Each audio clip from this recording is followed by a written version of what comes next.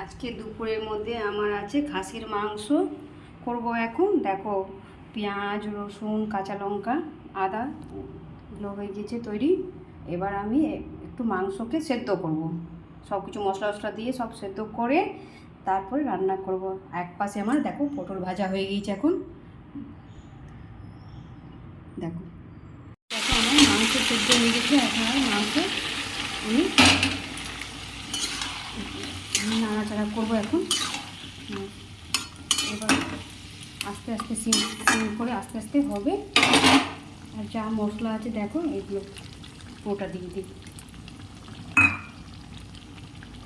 তো আমি এক সিটি দিয়ে তারপরে আমি এখন নাড়াচাড়া করব। সব মশলাগুলো আমার হয়ে গেছে, দিয়ে দিয়েছি।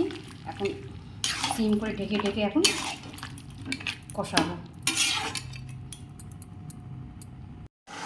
এই যে দেখো আমার মাংস রেডি হয়ে গিয়েছে। আর ঝোল দিচ্ছি না, কষা কষায় রাখবো। টাটা, শুভ দুপুর, ভালো থেকো, সুস্থ থেকো।